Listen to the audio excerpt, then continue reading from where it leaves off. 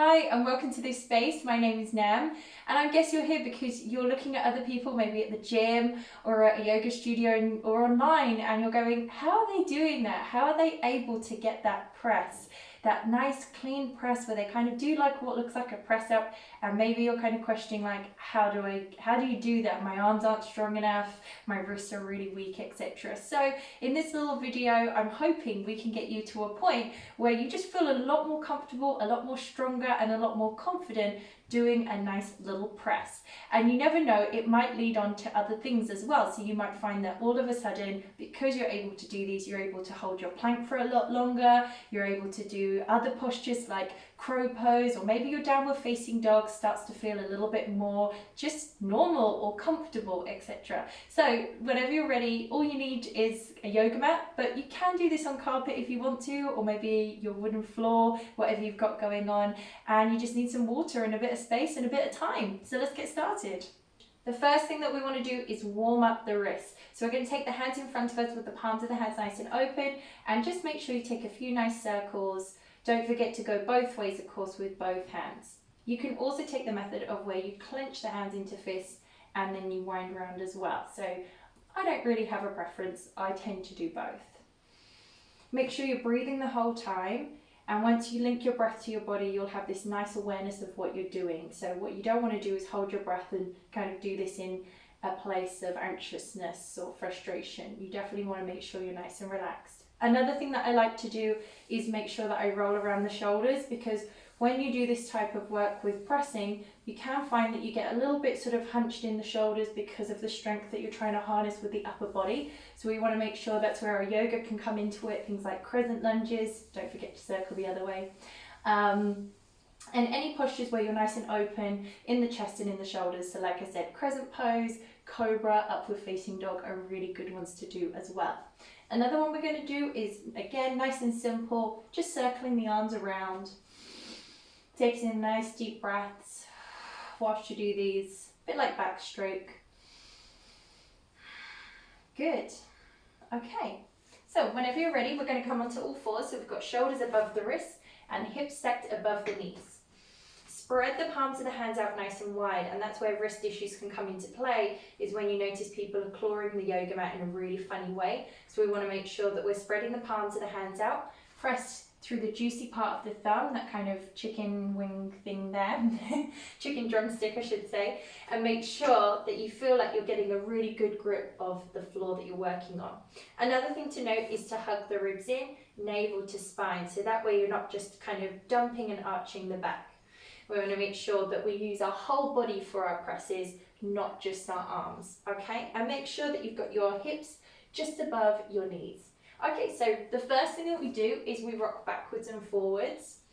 So that way we start trying to get the shoulders just slightly ahead of the wrists. And you never know, if you get to this point here and you're like, oh, this is as far as I can go, that's okay. You just practice this for a while, for however long it takes.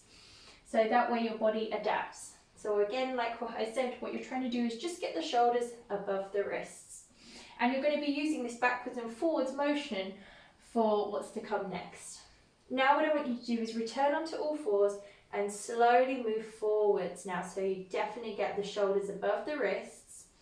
And now we're going to start bending the elbows just a pinch. Now what I want you to look at is with your elbows, that they're bending in alignment there with the shoulders, so that the elbows are not sticking out to the sides. Push back up, so arms straight, and push back like you're doing a child's pose.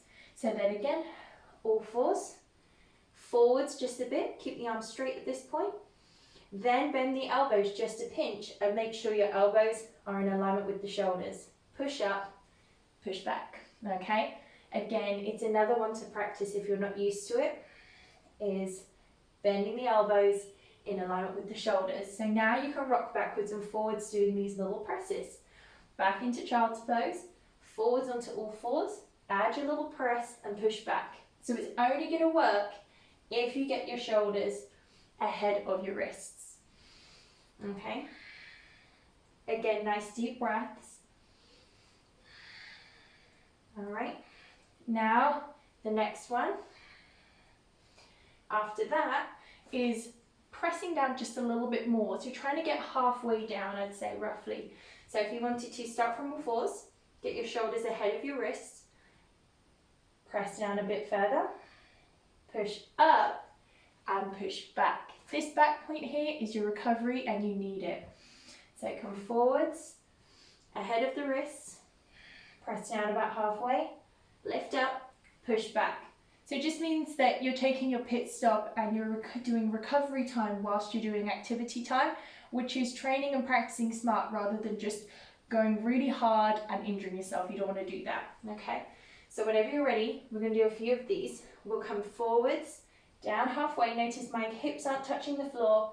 Lift up, push back, okay? So all fours, wrists ahead of the, shoulders ahead of the wrists. Press down, push up, push back. Forwards, a little bit more. And go down halfway, push up, push back. Go for it. So all the way through, you want to make sure you're breathing. It's kind of easy to lose your rhythm in these sometimes when you're learning these new from scratch. So that again, all fours, shoulders ahead of the wrists. Press down halfway, bend those elbows in line with the shoulders. Push up, push back. Okay? So you need to let me know how many you're able to do today. Okay, so we're going to do one more. All right, and come back. So this is where I definitely roll around the wrists. And sometimes I just take the hands the other way. So from a kneeling position, so that way I'm not on all fours and putting all my body weight into the arms, I'll just flip the hands over so the palms are facing up to the ceiling. And sometimes I even clench the hands into some really weird fists. It feels very strange. Okay, now we're going to go down just a little bit lower. So we go from like halfway, maybe slowly trying to get that chin a little bit closer to the floor. Let me know how you get on, okay? So we're here on all fours, shoulders above wrists, hips stacked above knees, hug the ribs in, navel to spine. You can push back to start off with, then move forwards, shoulders ahead of the wrists. As you move down, bend those in line with the shoulders and make sure that your bum is lifted, okay? So we don't want to drop everything down. Push back up, push back into your child's pose, okay? That again, all fours. Slightly further forwards, shoulders above wrists. Bend those elbows, press down, come back up, push back. Okay, now you should be able to flow into it. So that's why the rocking backwards and forwards motion can really help you. So that way you get into a nice little kind of rhythm here. All right, press down through the juicy parts of the thumbs also helps, not just to protect the wrists, but I really need you to activate the pecs, not just throwing your upper back into it. Okay, two more. And last one. Nice job. Push up and push back. And those are the steps that I would take, that I teach my students, and that I want you to try at home to see if we can improve that press, because this press translates really well into Chaturanga Dandasana, rising up into Cobra pose. But as I said before, it really helps us with things like downward facing dog, plank pose, crow pose, so many of the arm balances in yoga. And when you look at them from the outside, and when you're looking at them from like Google, Instagram, it's like, how do they do that? Well, there's a lot of work like this involved and so much more. Let me know how you get on at home, and always take note of how many you're able to do, because personal, like that progress, oh my goodness, is so important. And I don't care if you're at this stage where you're just like, I'm just at the rocking backwards and forwards part where you're just trying to get your shoulders just ahead of your wrists and you're there for like a few weeks, that's absolutely fine. Or if you're like, I can only lower down quarter of the way now and that's as far as I can get, that's fine as well. Just track your progress over the next week, 2 weeks, and let me know how you get on. You can always send me a DM through my Instagram. I love hearing from you guys and how you're getting on. And I'll see you next time on the yoga mat for your next challenge. Bye.